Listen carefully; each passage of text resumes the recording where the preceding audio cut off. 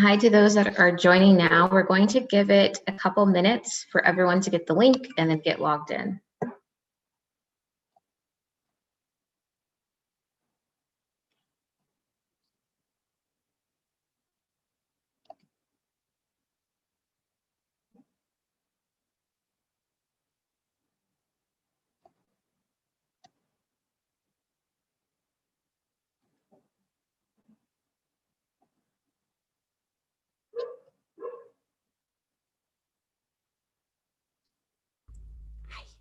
I'm sorry about that. We're just giving it a couple minutes for everyone to join. They should be getting the link now, and then we'll get started.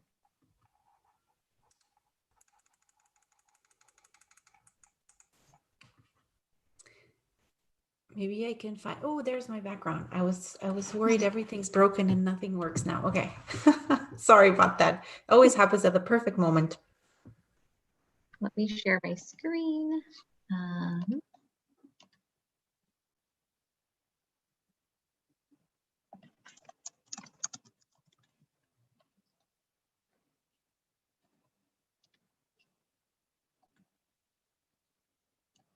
All right, welcome everyone. For those who are just joining and may not have heard my message earlier, we are going to give it maybe 1 or 2 more minutes for everyone to get online. The link is just being distributed now via email, and then we will get started.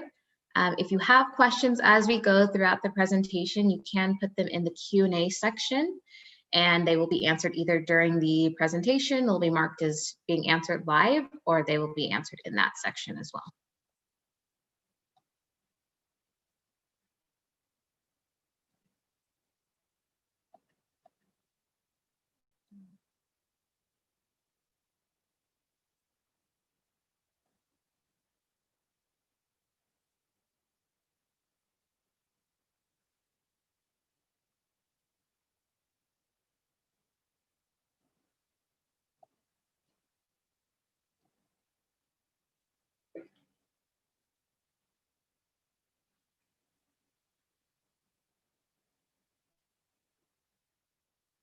Well, it seems like we have a pretty good group so far, so we'll go ahead and get started, and hopefully others will continue to join. So I wanted to introduce myself. Welcome. My name is Sierra King, and I am the admissions manager at the Data Incubator.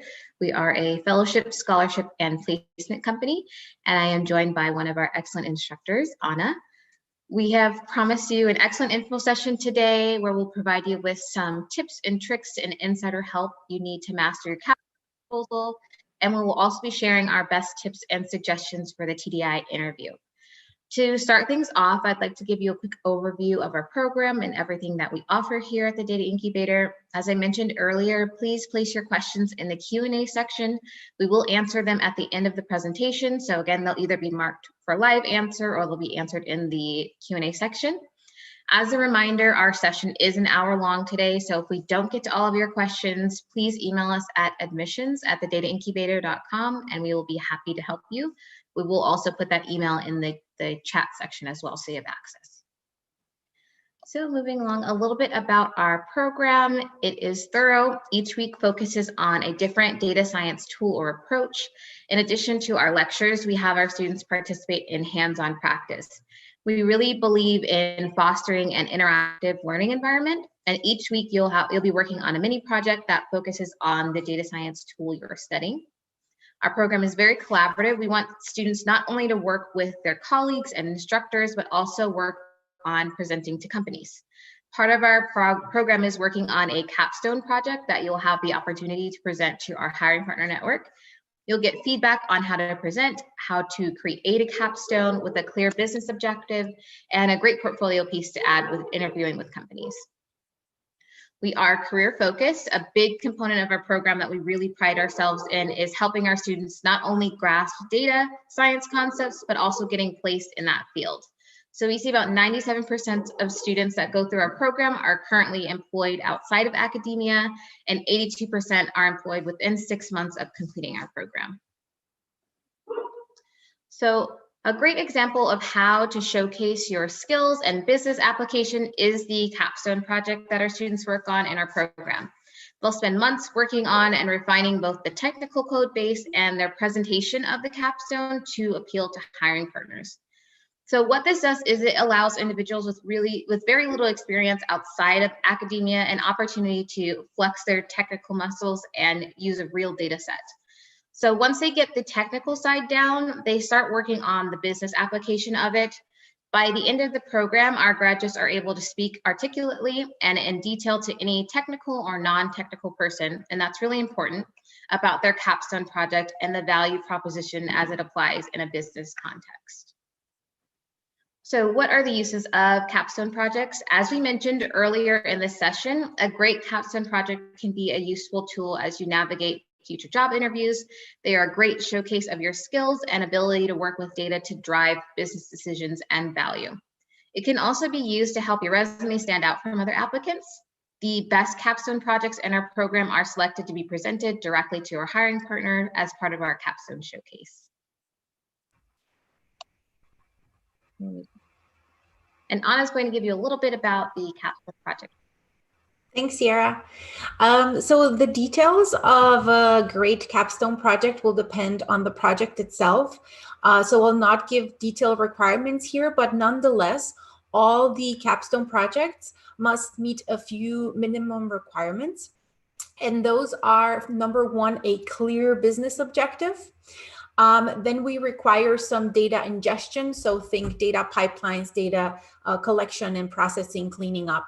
Also visualizations, and then a demonstration of at least one of the following. So either you would use some machine learning, or you would use distributed computing, or create an interactive website. And then lastly, every capstone project will have a final deliverable.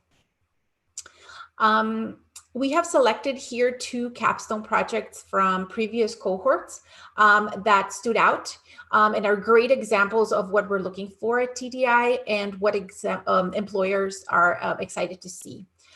So we're happy to provide you these links to these project videos. If you want those, please just email us at admissions@thedataincubator.com to request these links. In terms of tips for a great capstone project, here are some useful tips to help you craft an awesome capstone project. So number one, make it personal and show passion. So select a project that interests you, that you are passionate about. Is there a problem in the world that you are thinking about that you would like to solve? Is there a particular field of data science that interests you? Picking a topic that you care about helps you elevate your project to the next level, and it shows us and the employers that you are passionate, enthusiastic, and engaged. The next step is or tip is to be creative, strive for a unique project. So we tend to see a handful of similarities between our applicants' capstone projects. So pick a unique idea and try to get creative. This will help you stand out from other students in your cohort. I would also advise to start on your project before our winter cohort even begins.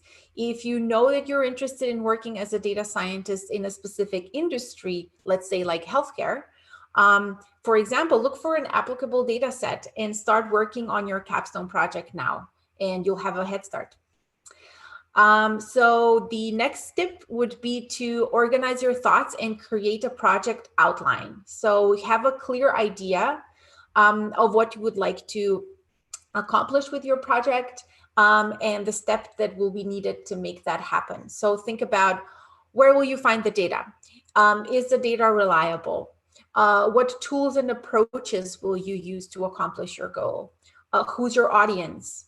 What are your short-term and long-term goals, so that you really plan it out? Make sure to think about your end goal. So who will this project help? What is the problem and how will you solve it? And connected to that, consider who would most be interested and benefit from your project. So we've mentioned this a few times, but it's really important to know your audience and show them why they should care. A little bit about our hiring partners and what they're wanting to see from your capstone projects. So we're looking for unique projects that might sound cliche, but think outside of the box. Many of our hiring partners have attended our Capstone showcases for several years and are looking for new and creative ideas. The best projects have a real-world business application or a clear business objective or takeaway. And it's also something applicable. This is your opportunity to show hiring partners your technical skills. So highlight your abilities and show hiring partners why you'd be a great addition to their teams. Show off your data visualization skills.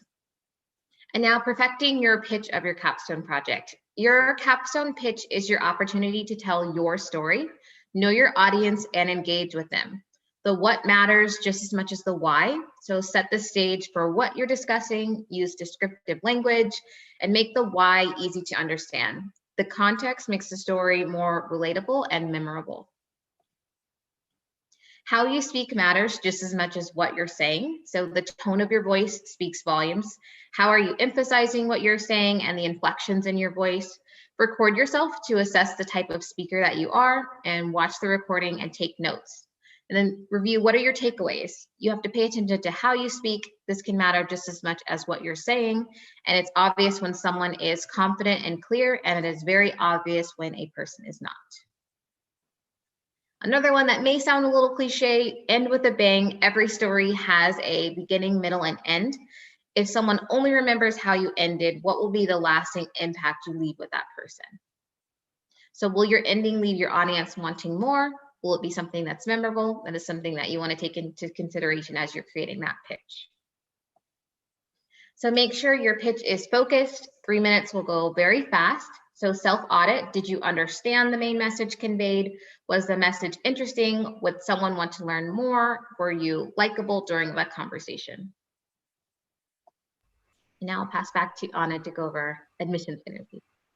Yes, in terms of admissions interviews themselves, they will take place in groups of 3 to 6 students. And each interview will run for about an hour. You will have 2 to 3 minutes to pitch your project and show your initial findings. And you will have an opportunity to share a link to your work and your deliverables. Your focus will be on the project proposal you submitted with your application. Discuss your motivation for selecting this project and your data set and the analysis that you are performing. And after you've presented, instructors will ask you technical questions about your project, about the scope, the audience, the business application, the takeaways. If time permits, other students may ask questions about your project as well. And then our partnership team will be present as well to ask you questions related to your job search. A little bit more about our interviews. So test your technology beforehand. Things happen. Test your technology and internet connection before your interview to ensure there are no technical glitches. Use a computer. Please don't use a phone. Test your project links to ensure they're working properly. Familiarize yourself with the chat interface in Zoom to share your project link. Schedule your interview as soon as possible. Spots are first come, first serve, and they fill up very quickly. We're unable to grant additional spots or extend the interview schedule, so you want to make sure that you get in as soon as possible, and all times are in Eastern time. Prepare in advance, dress professionally, practice your pitch, and create an outline to ensure you can clearly speak to your project in that 2 to 3 minute time provided. Limit distractions, and then prepare and be confident during your presentation. Also, continue working on your project. We want you to be able to present more than you submitted for your project proposal. Have a compelling intro and interesting takeaways. Be specific and concise. Make the most of your 2 to 3 minutes, and be natural. We want you to prepare in advance, but we are not looking for you to sound robotic or like you are reading from a script. So be confident in your work and abilities and be yourself. So some upcoming dates. Our spring full-time and part-time cohorts will begin on April 5th. Our full-time cohort is 8 weeks long and will run from April 5th through May 28th. And our part-time program is 20 weeks long and will run from April 5th through August 20th. Some specifics about the application. We ask that you, if you haven't already, submit your application for our regular admission cycle by February 12th. You will then have 72 hours to complete the challenge from the time you open it, and the challenge deadline is February 15th.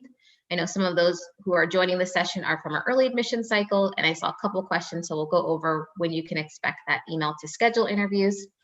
Going back to the challenge, though, you cannot complete the challenge unless you submit the application. Just in general, I recommend you complete the application and challenge sooner than later to avoid any technical issues. We're unable to reopen the application or challenge after that deadline. And if you are interested in applying to our program, which of course I hope you are, you can go to thedataincubator.com/apply to submit your application. And if you have any questions about your specific situation, this presentation, or going through the application process, again, please reach out to us at admissions@thedataincubator.com, and we'd be happy to answer your questions. At this point, we will open it up to the Q&A and see if there are any questions. I'll also pull up them from the chat as well. So one question I see here is, in which website can I schedule the interview? So for those who are joining from early admissions, you will get an email at the end of the week with information if you're invited to interview, and there will be a link there that you can schedule. And then I just wanted to remind the group that our email address is included in the chat, and then also the website where you can submit your application. And let me go to the Q&A. Can you share the current PowerPoint with us? We will send you, if you've registered for this event, you'll get a recording of the session. And then if you email us, we can send you links to those capstone project proposals that we mentioned earlier.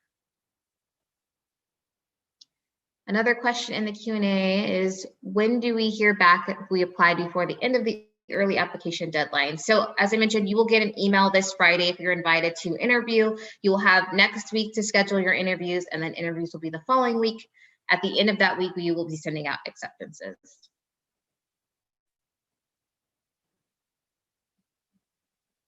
Another question in the chat is, do you accept international applicants? We do. We have a lot of our students that participate internationally, so I definitely encourage you to submit your application.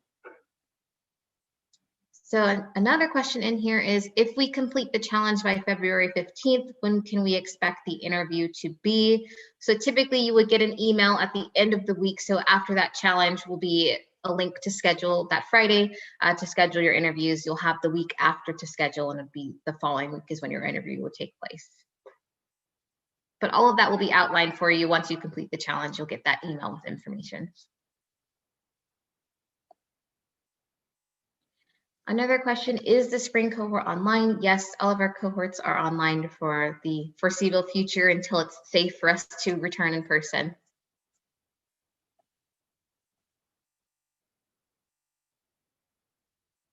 Let's see, and I'm not sure if I missed anything. So is the part-time cohort conducted virtually? Yes, it will be conducted virtually. And then can we make any update about the challenge? After the challenge closes, you can't make any updates or changes to it. So you want to make sure that you get that submitted as soon as possible. So how much can the project deviate from what students show for admission to the end project? And maybe Anna can help answer that question. So if you're asking in terms of how much the project topic can change, that does happen. Of course, if you already sort of pick the topic that you can stick with and not make too many changes to it, you kind of have a bit of a head start because you're already working on it during the admissions and then during the program. But if by any chance it turns out that the project that you set out for yourself is not doable, or the data doesn't sort of have the meat in it to answer or solve the problems you want it to, it is okay to change it at the beginning of the program itself. So when you start the fellowship, you talk to your capstone mentor that is assigned to you, which is one of the instructors, and you can alter it if necessary. Another question in here, I think it's kind of similar to that, is they've submitted their application for early admissions and they want to change their capstone project from what they put in the challenge. Is that something they can do? That's okay. Yes. Okay. And then the other question is, can Capstone projects use non-public data sets if we have access to such a data set? I think we stick to public so that we also have access to it, and so that, yeah, it's a public data set. If I don't know that we've ever done exceptions regarding that, but I guess once you are in the program, if you're accepted, we could talk about it, but I think we stick to publicly available data sets. Another question for you, Anna, says, are there common pitfalls for capstone pitches? There are. So one is that a lot of people come from an academic background and kind of frame their presentations as such, meaning not with a clear, why are you doing this, for whom, who is going to use your end result or product, who needs your sort of solution, but sort of like, I'm doing this because I think it's interesting, or I'm doing this because I found this data set, right? That's sort of one that's I would point out. Make sure you have a clear business objective and you have a clear end user. Why are you doing this? Who's going to use this?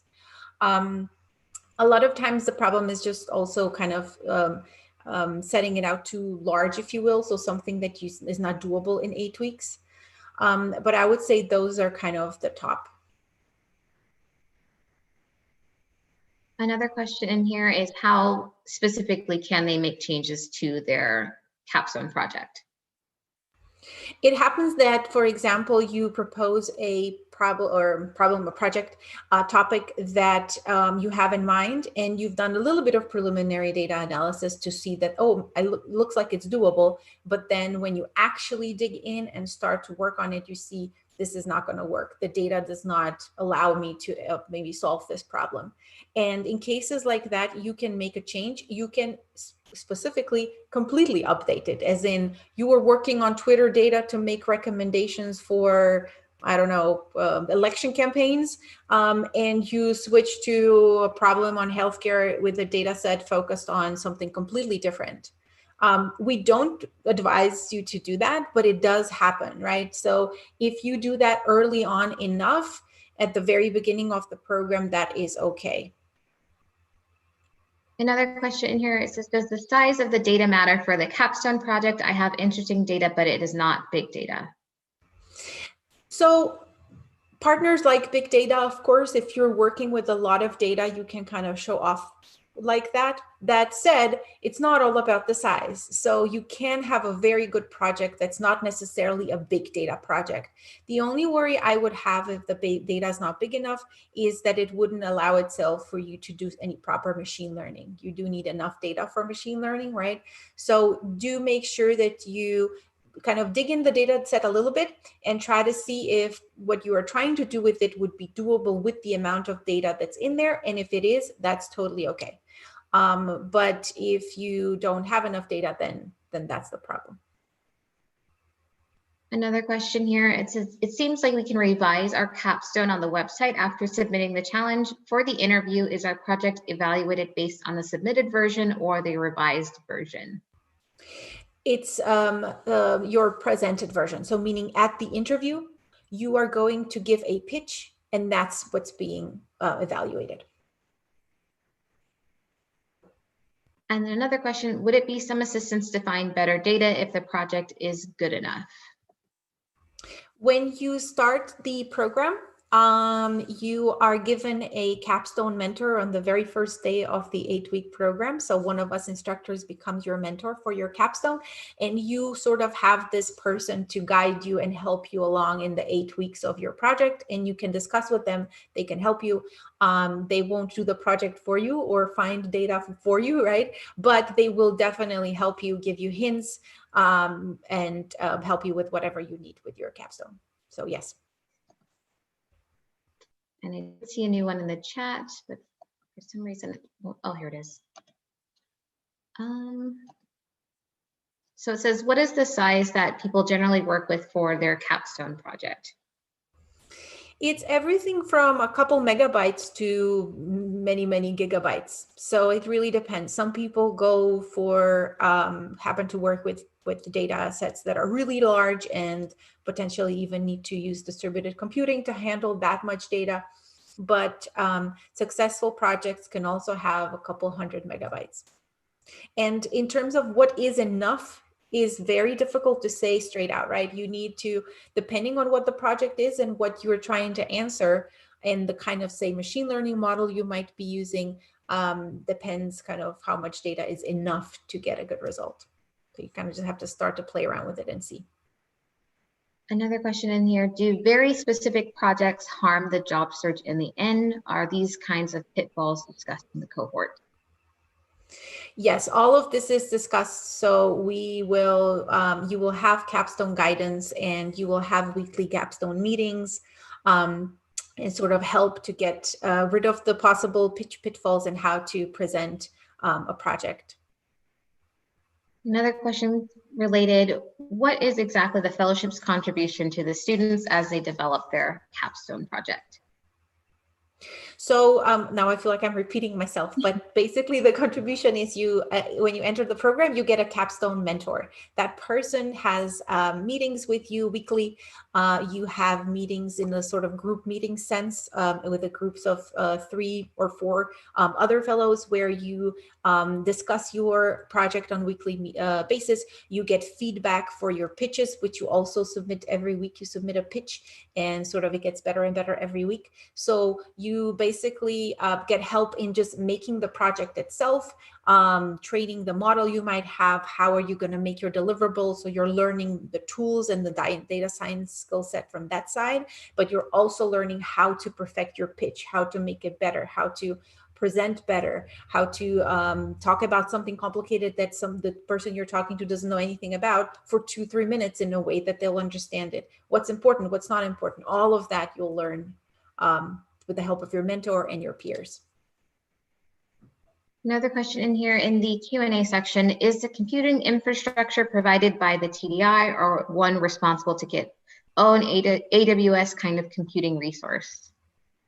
We provide you with some resources. So not necessarily a GPU or anything that AWS might offer, but we do provide you with your own little cloud computer. So you get a little pod on the Jupyter Hub that we deploy for your cohort, and you essentially, to successfully finish the fellowship and your capstone and kind of fulfill the capstone requirements that we set, all you need is a computer that you can sort of browse the web with, so that you kind of via a browser connect to the pod that you will be given.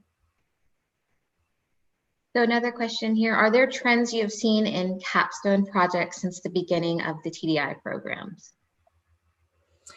Ooh, well, of course, the most recent thing that comes to mind is last year, where everybody was working on COVID data. There was a city bike data set kind of on the rise when that became, these bike sharing type data sets became publicly available.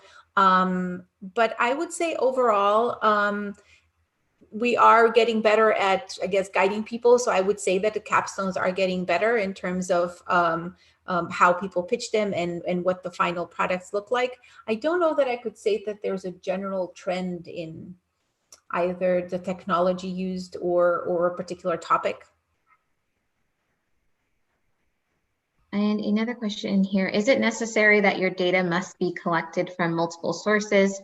I have a source which I haven't seen anybody use, but the source has a lot of well-described data, but the project will involve significant data processing. It doesn't have to be from multiple sources. We do ask, though, that it's publicly available and that it's not, let's say, just a CSV file that is of already cleaned data, very structural, already prepared, that you just download from, say, Kaggle. So we do want that it's either, if it is that, so it's already a prepared clean data set, that you at least then combine multiple and come up with something new as you combine them, or that it is something that you need to collect, either you're web scraping, you're using some API to get the data. So it can be one source. If it requires you to do the data cleaning and preparing it, one data source is okay. Another question here, do we have to submit a completely functional application for the capstone, We are mostly data scientists, so we know the related technologies well. What if the capstone needs other technologies that we aren't up to speed with, like JavaScript? If the question is whether you need to submit it at the interview stage or something like that, no, not at all. So at the interview stage, you kind of just want to have a pitch of what you envisioned. You have some preliminary analysis done. You have some preliminary kind of stuff that you've tested that this is doable, and have some little early results that are interesting. If you're asking in terms of throughout the whole program at the end, you are asked to sort of come up with a final deliverable, and you will learn some things along the way, that also a little bit of JavaScript. We don't focus on JavaScript, but anything that's necessary for you to do to make a functioning kind of interactive web app, you will learn throughout the program as well. Another question in here, for those of us coming from academia as compared to those from industry, what are employers looking for within the project? That is, do employers view a project as equivalent to domain experience? I would say it is most important that you try to showcase what you can do as a data scientist. So if you can showcase, let's say, natural language processing, it doesn't necessarily matter what the text that you've been processing is from which domain. So it's mainly important that you're showcasing the tools that partners might be interested in or impressed by. Tools that you used and that you then sort of show that you can use. In terms of academic background versus non-academic background, you just want to make sure that your project, if you are coming from academia, is not too academic, meaning something that doesn't have a clear user and a clear need for that question to be answered that you're working on. In terms of how much hiring partners like industry experience, I guess that's kind of a different sort of topic. Of course, any work experience that you can kind of show is great. But there's also always ways to show some academic experience as work experience. You have done a lot, even if you just worked in academia. There were a lot of things you needed to work on, different responsibilities you had, different projects that you finished. So, but that sort of goes more into the domain of how you showcase your CV. So I won't go into that. Another question, during the fellowship, what sort of time split is typical between weekly mini projects and Capstone? That depends a little bit on which week we're talking about. So it is common, not necessarily recommended, but common that people at the very beginning, for the first several weeks, work on the capstone more, and then have kind of almost finished it, and then work on it a little bit less in like weeks 5 and 6 and 7, and then very much again at the end to finish it up. The mini projects, on the other hand, will take a lot of your time. The mini projects are very challenging, and that's what on purpose, you're going to learn so much every week on the particular topic that's being covered that week. So probably though, like in general, mini projects will take, I'm going to say like 70-80% of your time. But of course, it depends also on the person, but they do take a lot of your time. So switching gears a little bit, going into recent career employment. So a question here, does a recent career gap in employment matter for getting hired after the 8 weeks of fellowship? I will say one of the really great things about our program is that we will partner you with an expert resume writer. So they'll be able to write towards your experience, give you some information about how you would explain any career gaps. And then we'll also have weekly career search lectures where we'll help you to, as you're interviewing, how you would explain that to an employer, or how you would display that on your resume as well. So I don't necessarily think that that will hurt your chances. We do have a lot of students that are coming into our program straight out of academia. So this is sort of their first step into a data science role. So we definitely are familiar with working with students with a variety of backgrounds. And another question is, are we going to be asked only Capstone project in the interview, or knowledge about the tools for data science? You could be asked about tools, data science connected to your project. So for example, if you say, I intend to build a model using this data set that will predict this and that, and I think I'm going to try a random forest regression and, I don't know, linear regression. You could be asked, what is a random forest regressor? Or why did you decide to pick that? I don't think we usually come up with questions that, at least I don't think any of my colleagues is mean like that, that would come up with questions like out of the blue that have nothing to do with your project, that are about some data science tool. We also understand that this is, you will learn in the program. You're not supposed to, we're not expecting you to come in as a minted, perfected data scientist. So I would say just prepare for your pitch, and for anything that you will be presenting, make sure you know what you're talking about and kind of get ready in that domain. Another question here is, what would happen if I do not have preliminary results due to the bad choice of data set, I'm assuming by the interview? Yeah, that's why I would say kind of try to really work on this well in advance, so that if that happens, you have time to find a new data set and try to show that. Worst case, show us what you did do so far. So worst case, show us that this was my idea, this is what I did, this is how this showed that this will not be a good data set, and I intend to change it, and I've already started thinking about what I will do. That's also acceptable as well. As long as you did do something and you can show us that, that should be fine as well. Another question in here, if a capstone project uses multiple ML algorithms, will it be preferred over projects that use a single algorithm? Not necessarily. I mean, of course, a capstone project is really your chance to showcase and kind of package all the different things that you know how to do in a final deliverable. So, if you can kind of show off, if you will, with multiple things that you do, great. But I wouldn't say that a project that is kind of fulfills its goal by just using one machine learning model is necessarily at a fault. A good project has a good objective. Why are you doing this? For whom? Why are we interested in this? Why are you spending your time doing this? Who will use this? And if it achieves that with a single machine learning model that's not even that complicated, that's not necessarily a bad project at all. And can a project be in one domain but apply to data science jobs in the other domains as well? I would say yes. I mean, maybe partnerships team can speak to that a bit better, even whether hiring partners are very picky in terms of, oh, you come from healthcare, but we are retail.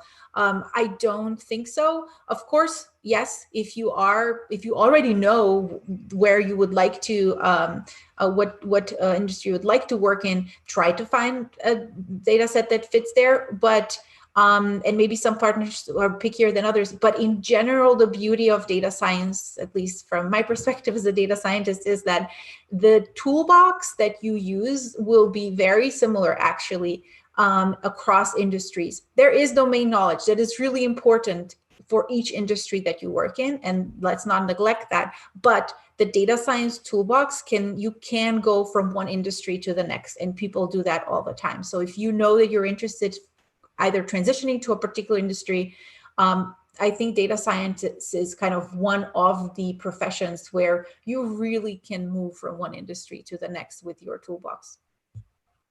The question I just saw in the chat, just since it will be a group interview, how much time do you allot to each candidate? Again, you'll have about 2 to 3 minutes to pitch your capstone project.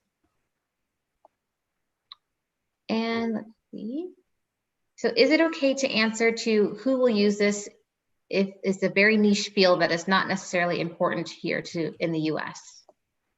So yes, you do not need to have a project that solves everybody's problem, or that if you envision that you made an app out of your project, right, or out of your solution, who would buy that app? It doesn't have to be that anyone, because like everybody has this problem I'm solving. It doesn't need to be that. As long as it's very well defined who has that problem, and somebody has the problem that you're solving, that is okay. So even if it's niche, you just need to sort of be able to present it in a way that it's still a pressing issue. Like, this needs to be solved. And I have a clear end user, even if it's a niche specific end user. I'm not seeing new questions in the Q&A as of yet. So if you have questions that we haven't answered yet, please put them in there. And let me pull the chat as well. Another thing here, any tips for applicants who are changing fields and transitioning into data science? Do the TDI's fellowship. I think, like, not kidding. I think that it's transitioning from academia means that you're probably a smart person because you've been in academia and you possibly have a master's or a PhD, you've been doing research, but how to showcase that so that in the real world, hiring partners or whoever employer will see that is quite a task. And this program really sort of boosts your technical knowledge and the tools you need as a data scientist to do data science. But it also really, as Sierra mentioned, with all the career search lectures and all of the help with your resume, you really get so much advice on how to present yourself, how to basically, get your first job. So for getting your head, I meant to say foot in the door, and get your first data science job, this is really a great place with a ton of tips and things you're going to learn in the 8 weeks. Another question here, what are the visuals for the pitches typically presented? PowerPoint slides, GitHub repo? All of that. So sometimes people make slides. Sometimes people show a notebook. Sometimes just a plot. Of course, a PowerPoint is nice. So having a couple slides, you do just have 2 to 3 minutes. So, you would have a short little presentation. But I would say that the best ones, having a couple of slides with some visuals, some plots maybe are good. I will say too, we generally, participants can't share their screen. So you'll want to make sure that you have a link that you can post in the chat so that your interviewer and the other individuals in that group can follow along as well. Exactly. So what is the selection criteria for interview? How much weight is assigned to the proposal of the Capstone project? It's a mix of your capstone proposal and presentation and your pitch, and how well you do on the challenge. So in the challenge, you have your data challenge, and then whatever we call the other section, the whole admissions challenge that we make you go through, the grades that you achieve there, plus your pitch. Both of the two matter. Another question here, are candidates typically from academia or industry? I will say from my experience, I see a lot of students coming directly from academia, but there are some that are coming in with some previous industry experience. So we see both. We are able to help both types of students and help them transition into their data science career as well. Another question, are people tested in programming in a whiteboarding session? During the interview, is this a question? So maybe I'll answer both. If it's during the interview or kind of when we practice or for a job. So during the interview, the admissions interview, you will not sort of be made to do in front of a Blackboard type interview. That could happen at a job interview. So every week on Fridays, we do interview practice. This is a moment where with the instructor, you go through some questions that you might be asked at a job interview. And those range from everything. We cover a bit of statistics and probability and those types of questions, to programming questions, to coding questions, to machine learning questions. Every week is something else. And some of those are in that style. And another question here, can I use a previous project that I've already done before in the university? We don't love that, to be honest. That said, we also don't punish you if you do that. So I would say, of course, it's great if you can do something new and not kind of recycle something that you already did and finished. But at the same time, if that was an amazing project that you did and that it's your own work that you could showcase in a great deliverable that partners would be happy to see and that could get you a job, that's good too. And then what data science tools are most important to know in order to do well on the coding challenge? On the coding challenge, so you do want to, we don't specify which programming language you need to use.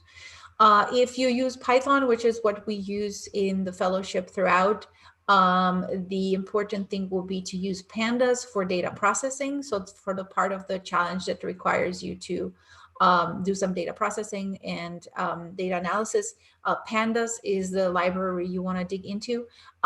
If you are using R or MATLAB or C or C++ or any other languages, then that will be different, of course.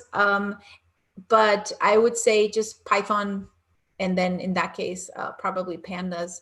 Maybe a bit of NumPy, SciPy might come handy for a part of the project as well, a part of the challenge as well.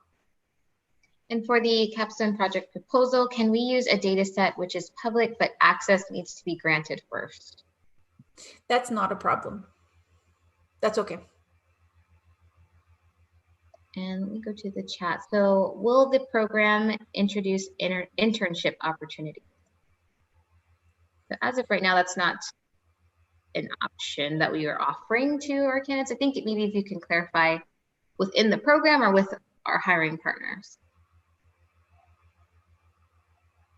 And then another question while we're waiting for that, if we don't get the fellowship but get accepted to attend with payment, do you still get career assistance? So yes, all of our students, whether you're admitted on that full tuition scholarship or as a tuition paying student, you all have the exact same access to the career resources, the same curriculum, and our hiring partner network as well. Let me go back to me. I'm not seeing any new questions in the Q&A, so if you still have questions that haven't been answered, we have a couple more minutes, you can put those in there. And if not, if you have a question that you would like to ask offline, you can always email us at admissions@thedataincubator, and we'll be happy to answer those there. So another question I see are the cohorts. We typically see about anywhere from 50 to 100 students each cohort. We do those 4 times a year. And then we'll queue up into smaller groups within the cohort. So you have anywhere from 19 to 22 students in your cohort group that will be with you daily through your lectures, so that it's a smaller environment, so you feel more comfortable being able to engage with your instructor and network and ask questions as well. So, and if I miss anything in the chat or Q&A, if anyone sees it, you know.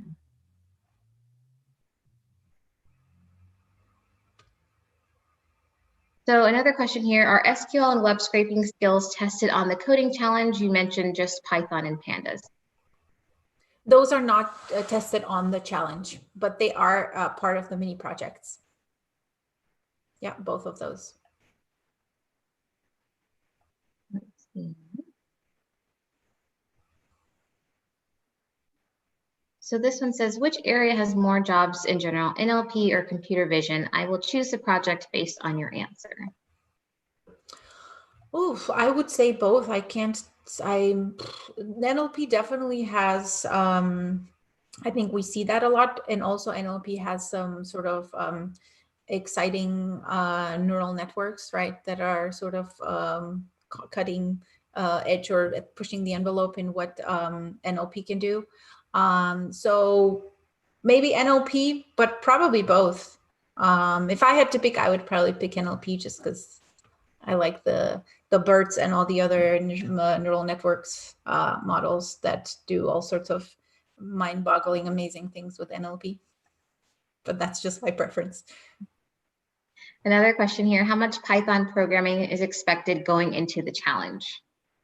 You do not have to do it in Python. If you are more comfortable with MATLAB or C or whatever else that your language of choice might be, you do not have to do it in Python. You are not at a disadvantage if you answer things correctly and get good points on the challenge. You can use whatever coding language you want. I'll just say that another thing is that we do expect you to be able to code in Python before the program starts. But if you are admitted, you get access to our 12-day program, we call it, which basically is like a bit of resources and stuff that you can learn before the fellowship even starts. And if you go through that program for 12 days, it has a lot of resources and things to guide you to get up to speed with Python and a ton of other things.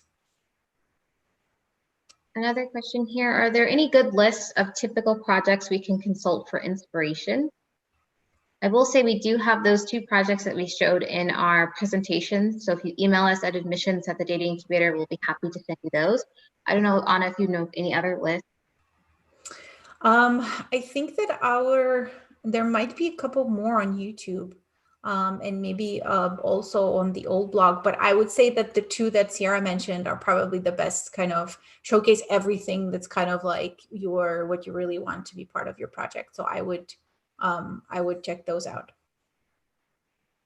Another question, do you see a lot of applicants already applying or having an understanding of deep learning algorithms? Some do, some don't.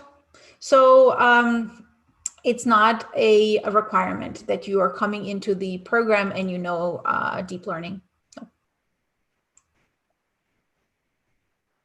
And let's see, again, we have a few more minutes, so if you have questions that haven't been answered, please put them in the Q&A. I just saw another one pop in. So does the coding challenge involve data structure and algos? If you mean by whether you're going to have to use Python data structures and different algorithms, yes. So it will require you to, one will be just working with the data set and that we provide. And there you will sort of use whatever you need to solve that. So as I said, it could be pandas, but then you might need to use different data structures that you find handy for that. It is not a challenge that tests, like maybe if anyone knows HackerRank challenges, where it's really testing your knowledge of, let's say, Python data structures in particular. So it's more on the sort of side of building a simulation of some sort and some data analysis and data processing. Another question in here, what if I get a job offer before the program starts? Can I withdraw without penalty? So you are able to withdraw prior to the program starting. Just as a reminder, your deposit for the program is non-refundable, so you'll want to keep that in mind. And how many questions are given during the coding challenge? Usually, I think it's a couple, maybe like 4 or something like that, that are on building a sort of simulation. And then the second part, or whatever one is the first part and the second part, or the other part is on the data analysis, and the part where if you're using Python, you would use pandas. And that one generally has maybe 6, 7-ish on the order of something like that questions. And then do we need to use SQL in the challenge?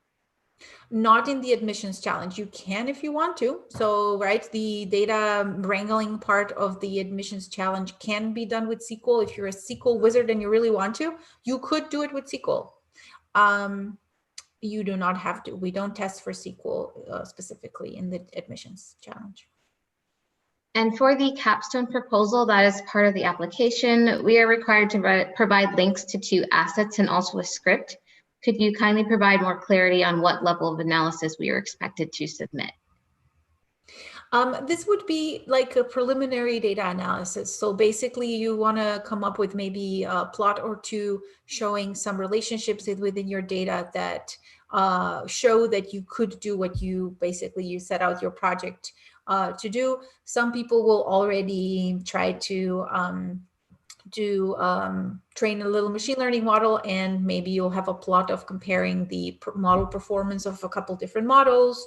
But think kind of 2 plots that show some preliminary data digging and data wrangling on your data set that demonstrate that what you set out to do is doable, or at least has not been shown yet that it's not doable. Let's put it that way. So that's promising. And for those asking about information about the deposit and tuition, that information can be found on our website, thedataincubator.com, or you can also email us at admissions@thedataincubator.com, and we'll be happy to walk you through the different financing options that we offer and your specific situation. So another question here is, could you please elaborate a little bit more about the simulation exercise? So that is usually something like if you have some 4 different types of coins and you want to come up with a particular sum, and how many different ways can you create that, right? That type of question. So something where, throwing a dice, or some sort of basically question where you are going to have to write a simulation, or you're going to have to write code that simulates some process that answers questions like that. And I see a couple of questions in the Q&A about the curriculum, so I will link that in here as well. And then you can also, if you have more specific questions, can email us again at admissions@thedataincubator.